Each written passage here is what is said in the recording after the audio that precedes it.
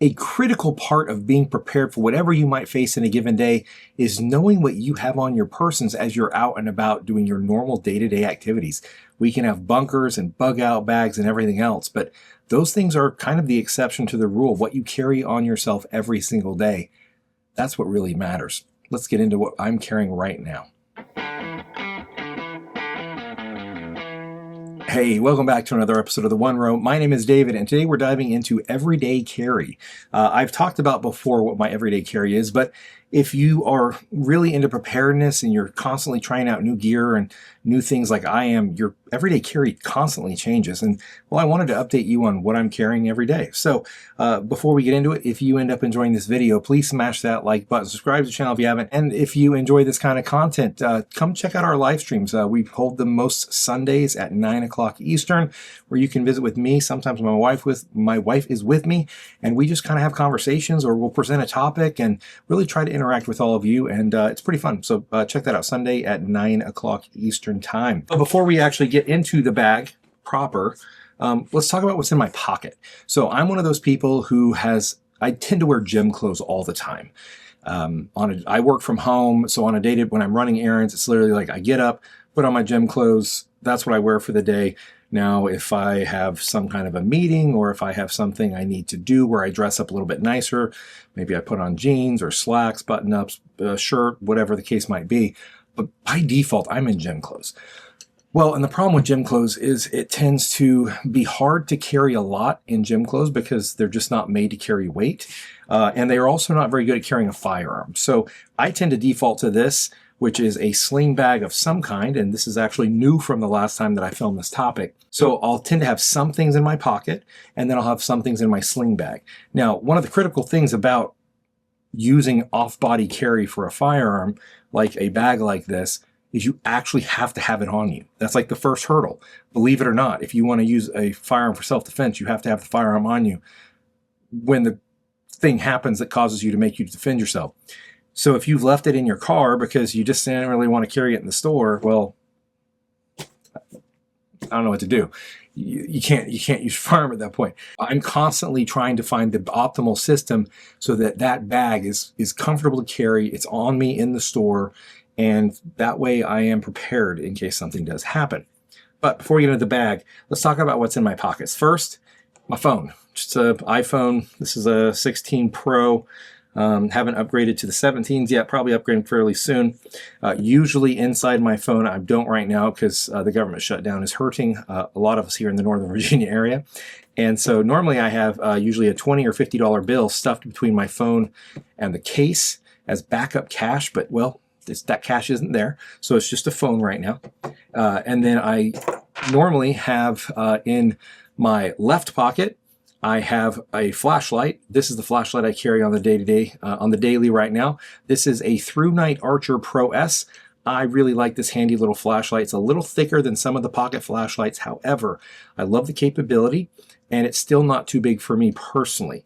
The other thing that I carry in my left pocket, which I don't have on me right now because it's upstairs on my nightstand, is my wallet. It's a toolcard wallet money clip thing with some of my credit cards, my ID, health insurance card, Costco card, concealed carry permit, and then one credit card, 2 debit cards. That's what's usually in there, and I have that in my left pocket. In my right pocket, which I'm a right-handed person, my right pocket clipped, the flashlight, by the way, it's not sunk in the pocket. I actually use the clip on it. So I clip it in my gym shorts on one side, and on the other side, I use a pocket knife. Normally, my pocket knife of choice these days is a version of a Civivi. I've got a couple different Civivis. I really, really enjoy them. And so, yeah, I think the one I'm carrying right now is an Apex Mini, is the one I normally carry in my gym clothes, just in case it falls out. It's one of the less expensive Civivis. So that's what's in my right. And then I have my keys. I put them in my left side, and my phone slides into my right side. So, yeah, anyway, that's what's in my pockets on the regular. Now, if for some reason I'm not in my gym clothes, I'm in jeans or slacks, that changes, because then what happens is my phone goes in my back pocket, or if I'm in like going to church or something, I put my phone in my suit pocket, in my jacket pocket, and then I slide my wallet from my left side to my right side. In certain circumstances, I will go to in the waistband carry. I don't appendix carry. yet. Maybe I'll consider someday doing that. So when I do carry in the waistband, it tends to be at 4 o'clock. In the past, the last time I filmed one of these videos, I was using a Vertex sling bag. Vertex, V-E-R-T-X sling bag. I liked it. I wore that for a long time. But what I found, let me show you on this one. What I found is that when I would sling it over like this, right? The traditional fanny pack style bags that are just like a strap out one side, strap out the other, it would tend to slide around and more often than not be over here, which was almost like a cross draw, which I'm not a huge fan of. Whereas this particular bag tends to sit right up front where I want it and not move. Now I did, this is an MTech bag. For almost everything that I'm going to show you today, I have a link in the description below. This was an MTech bag, got off Amazon. It was fairly comfortable, but I tend to put a lot of stuff in my bag. It tends to be fairly heavy. So I did buy this shoulder strap, which is an actual add-on that did not come with the shoulder strap, so I added that. But otherwise, I like this bag quite a bit. It's got 3 zippers in the front, and then it's got this top zipper with a pull tab. So it actually has a back zipper as well, which I never use for anything, but it's there if you wanted to put something else back there. If I took this internationally, like I might stuff my passport in there, for example. But overall, this is how it works. I can pull this out, draw, etc. It's pretty handy. The pull tab's pretty good. One thing I do find on this bag is I don't pull the zippers all the way to the pull tab. It tends to catch a little bit more, so I like to give it just a little bit of space to start, and then the pull is more available. Now, I do recognize that for you firearms folks out there, like, well, you know, that's way slower than in the waistband or on body. 100%, totally get it. Yep, you're right. It's slower. But, you know, it's more likely for me to carry it if it's in the bag.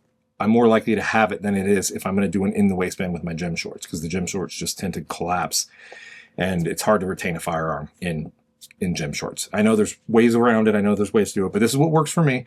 Your miles may vary, and I know that many of you have other ways of doing it. Okay, but let's go from the front to the back. There's a little bit of a system that I used, and yeah, so let's dive in. First off, I'm still carrying the Leatherman Free T4. This is what I had last time. As a Leatherman, it's, you know, it's decent. It's kind of more of the Swiss Army style than the traditional Leatherman with the pliers, where, you know, it folds around on plier style. It's pretty good. I mean, the quality is amazing. It's Leatherman. They just make such quality stuff. The downside is I don't love the form factor. It's a little bit thicker than a traditional like Leatherman Wave or something comparable. It's a little bit thicker. Now you can pocket clip it, but I don't do with that.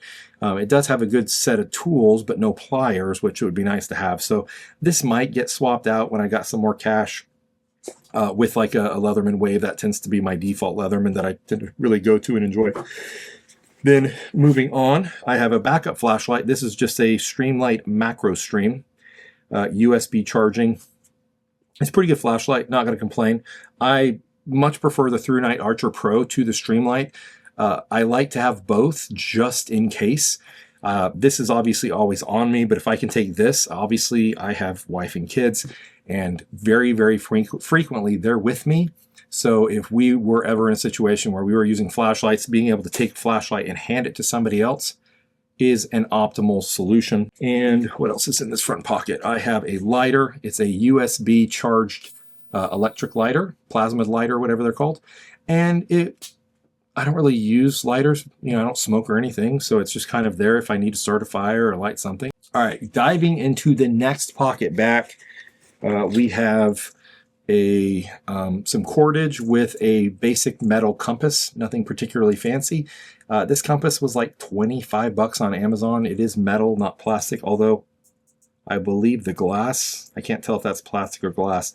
I overpaid for it. It's not worth 25 bucks, but having a nice little compass in case your phone dies, being able to tell the basic directions if it's cloudy. I know you can do it with the sun, and that works too. Then I have a lens cloth. This is just for sunglasses or my phone or whatever, if I just need a little microfiber cloth. Then I have a Columbia River fixed blade knife. It's very, very small, very little blade. Sharpness wise, it's fine. It comes in a little kydex that you can throw around your neck in case of emergency. Overall, I like it.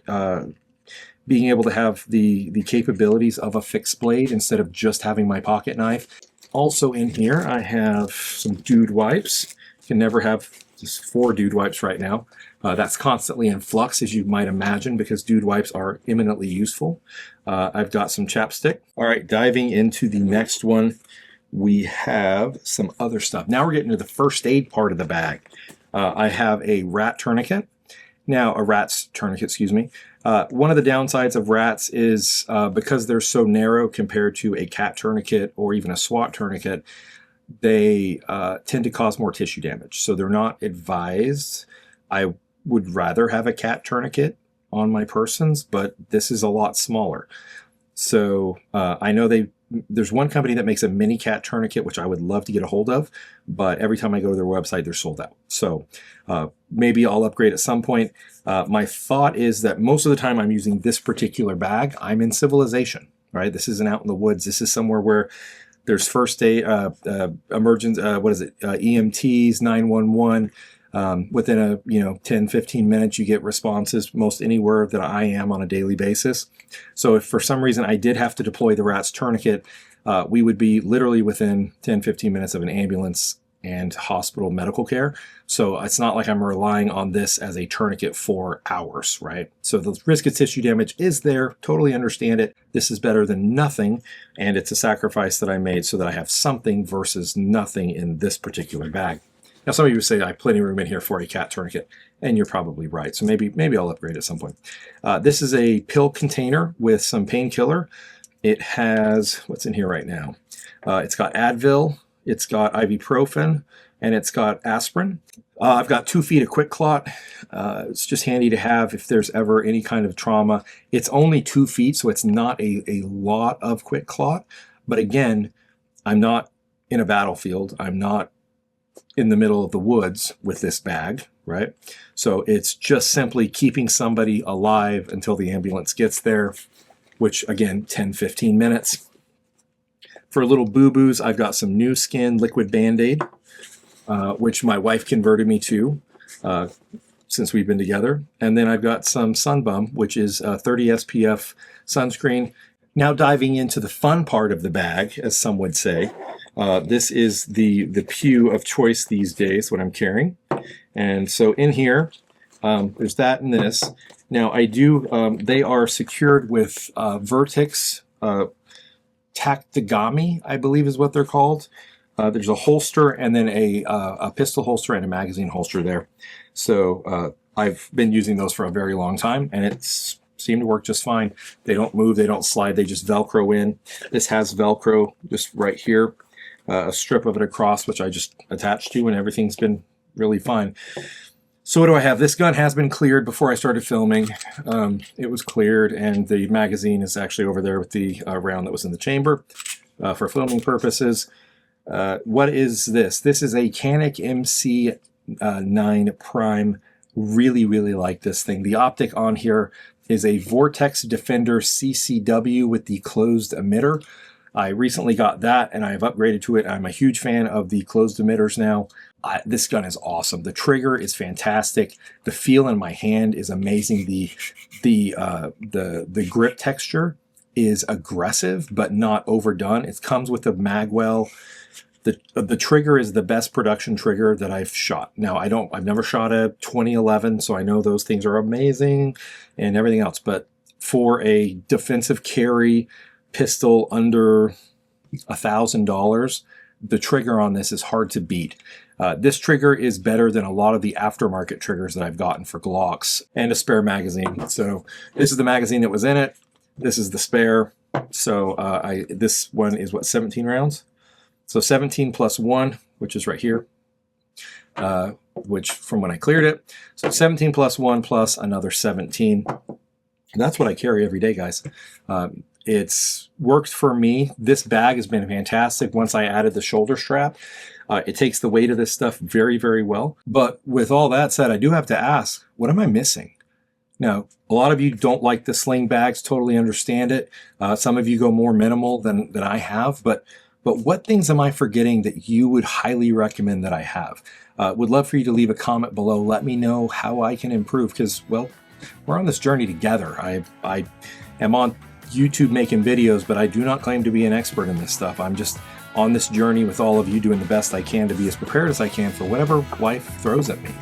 So anyway, yeah, hopefully you enjoyed the video. If you did, please smash that like button. Subscribe to the channel if you haven't, and we'll see you next time.